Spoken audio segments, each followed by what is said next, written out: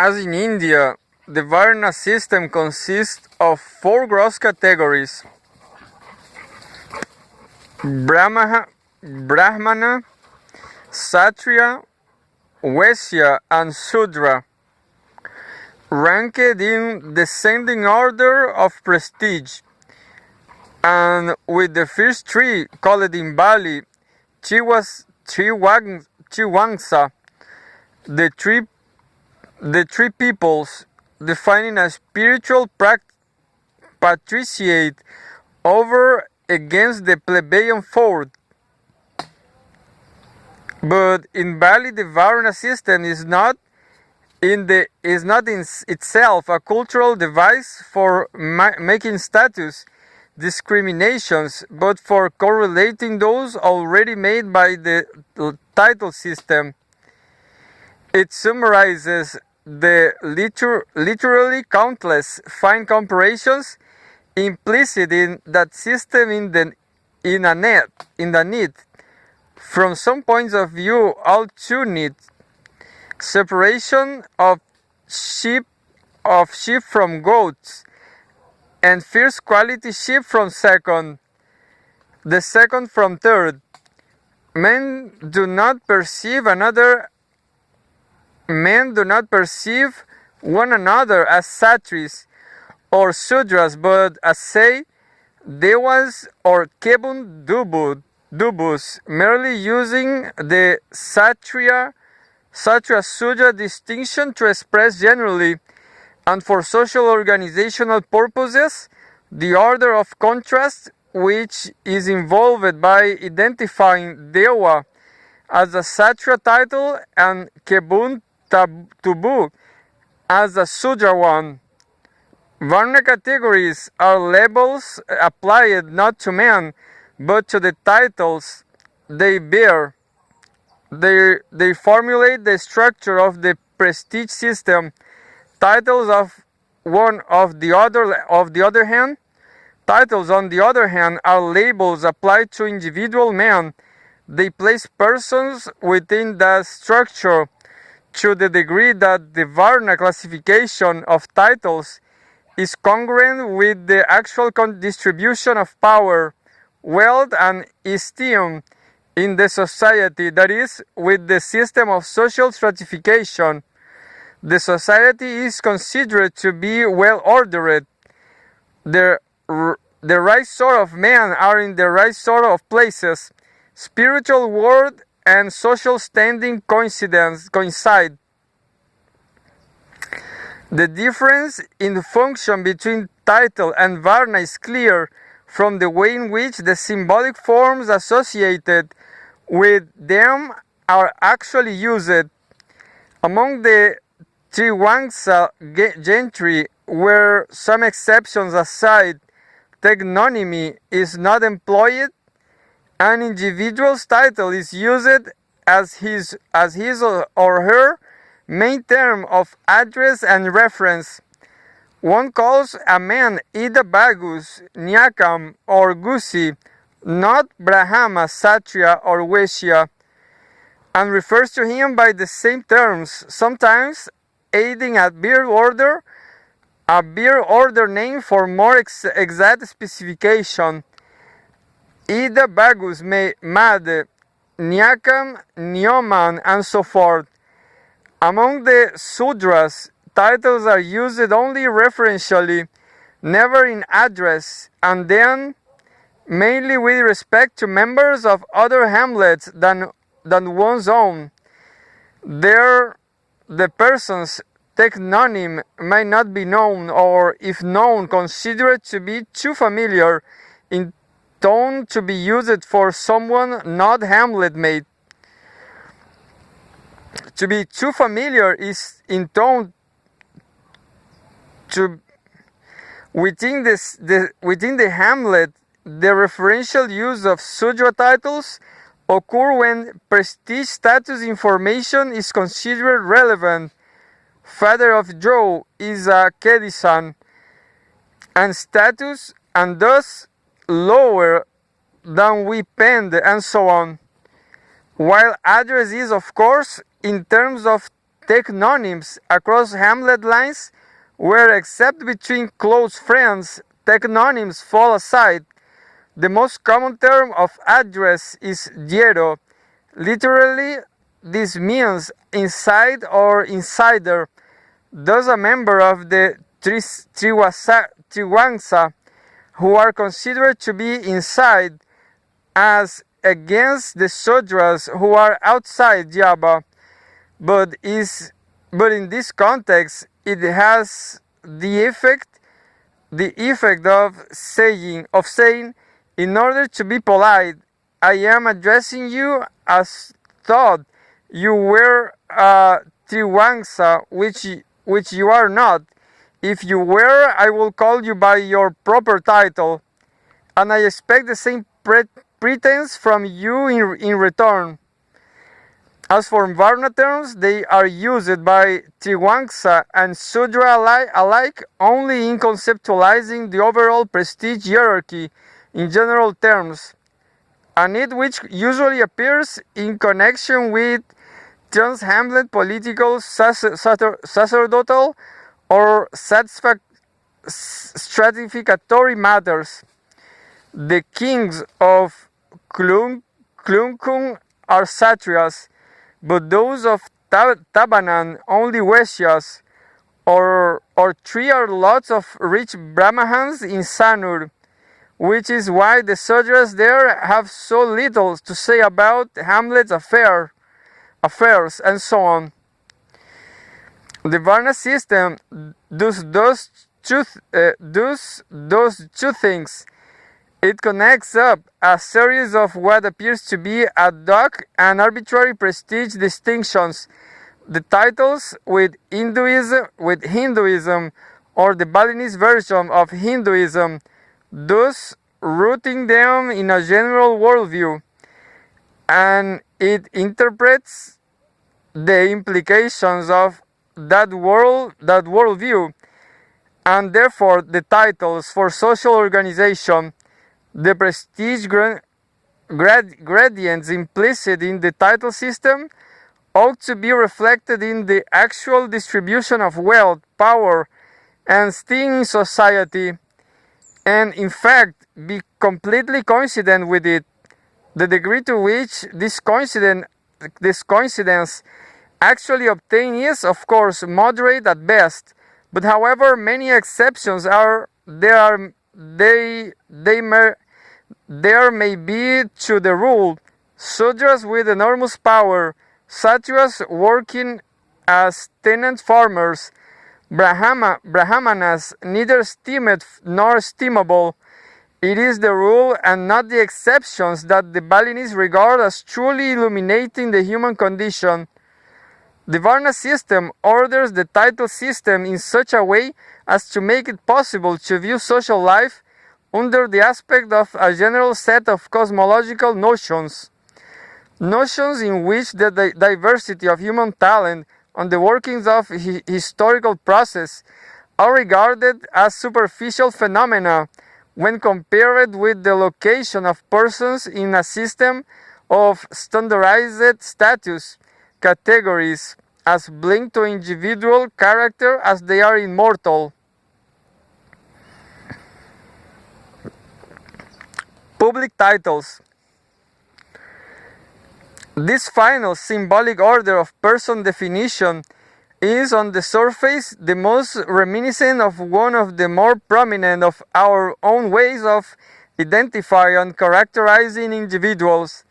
We all too often perhaps, see people through a screen of occupational categories as not just practicing this vocation or that, but as almost physically infused with the quality of being a postman, teamster, politician, or salesman. Social function serves as the symbolic vehicle through which personal identity is perceived. Men are what they do.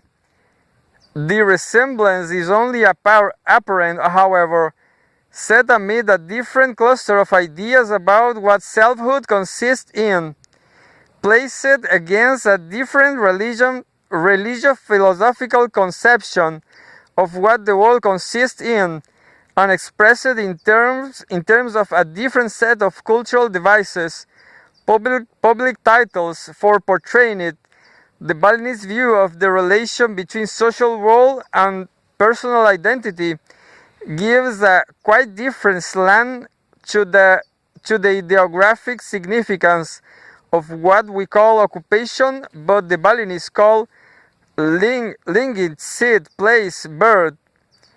This notion of set rests on the existing in Balinese thought and practice of an extremely sharp distinction between the civic and domestic sectors of society.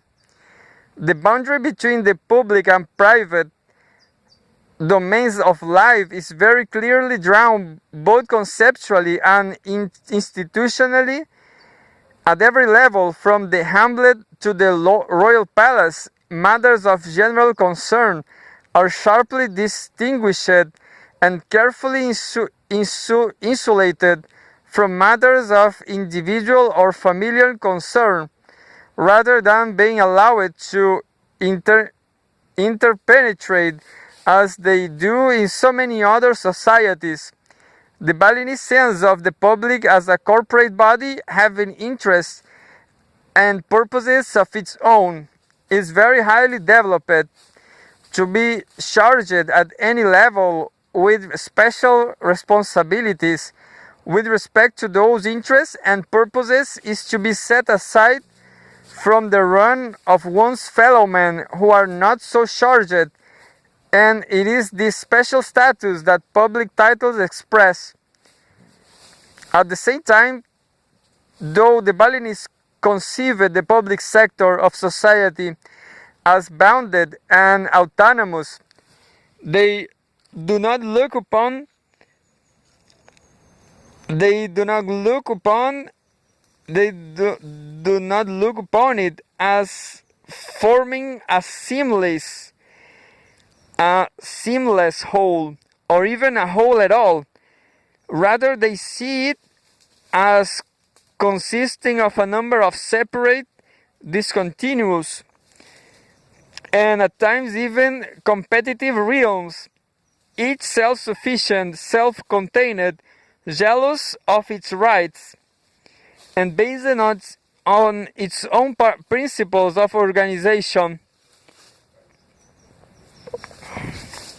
The most salient of such realms include the hamlet as a corporate political community, the local temple as a corporate religious body, a congregation, the irrigation society as a corporate agricultural body, and above these the structures of regional, that is supra-hamlet, government and worship, centering on the nobility and the high priesthood.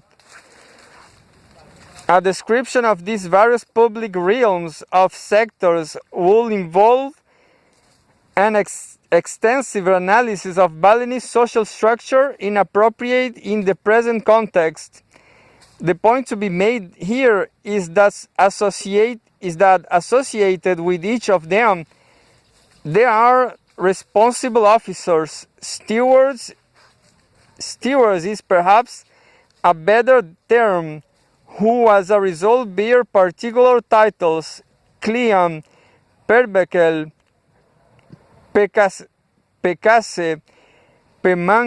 Pemangku, Anak Agung, Tiakorda, Dewa Agung, Pedanda, and so on up to perhaps 100 or more.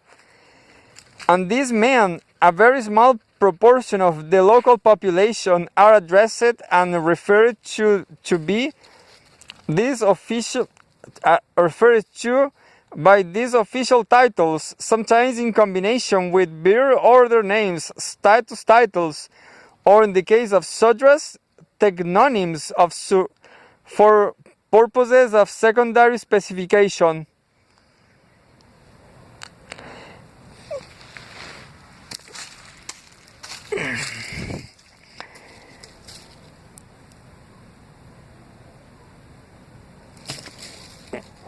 The various village chiefs and folk priests on the Sudra level, and on the Trivangsa, the host of kings, princes, lords, and high priests do not merely occupy a role, they become, in the eyes of themselves and those around them, absorbed into it.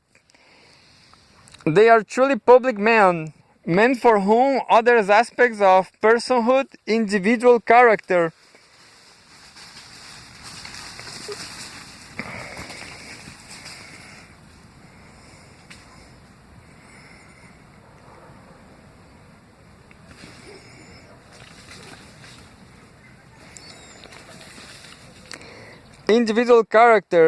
build order, kinship relations, procreative status, and prestige rank take, symbolically at least, a secondary position. We focusing upon psychological traits as the heart of personal identity. We'll say they have sacrificed their true selves to their role. They focusing on social position say that their role is of the essence of their true selves. Access to these public titles bearing roles is closely connected with the system of status titles and its organization into Varna categories, a connection affected by what may be called the doctrine of spiritual eligibility. This doctrine asserts that political and religious seats of translocal, regional, or valley-wide significance are to be managed only by Trivangsas, while those of local significance ought properly to be in the hand of Sudras. At the upper level, the doctrine is strict. Only Kshatriyas, that is, men bearing titles deemed of Kshatriya rank, may be kings of paramount or paramount princes. Only Vaishyas or Kshatriyas lords, or lesser princes, only Brahmanas, high priests, and so on. At the lower levels, it is less strict, but the sense that hamlet chiefs, irrigation society heads, and folk priests should be Sudras, that Trivangsas should keep their place is quite wrong. In either case, however, the overwhelming majority of persons bearing status titles of the Varna category or categories theoretically eligible for the stewardship roles to which the public titles are attached to do not have such roles and are not likely to get them. On the Trivangsa level, access is largely hereditary, primogenitorial even, and a sharp distinction is made between that handful of individuals who own power and the vast remainder is of the gentry who do not. On the Sudra level, access to public office is more often elective, but the number of men who have the opportunity to serve is still fairly limited. Prestige status decides that sort of public role one can presume to occupy. Whether or not one occupies such a role is another question altogether. Yet, because of the general correlation between prestige status and public office, the doctrine of spiritual eligibility brings about the order of political and ecclesiastical authority in the society is hooked in with the general notion that social order reflects dimly and ought to reflect clearly metaphysical order, and beyond that personal identity is to be defined not in terms of such superficial, because merely human matters as age, sex, talent, temperament, or achievement that is biographically, but in terms of location in a general spiritual hierarchy that is typologically, like all the other symbolic orders of person definition that stemming from public titles, consists of a formulation with respect to different social contexts of an underlying assumption. It is not what a man is as a man, as we will phrase it, that matters, but where he fits in a set of cultural categories which not only do not change but being transhuman cannot.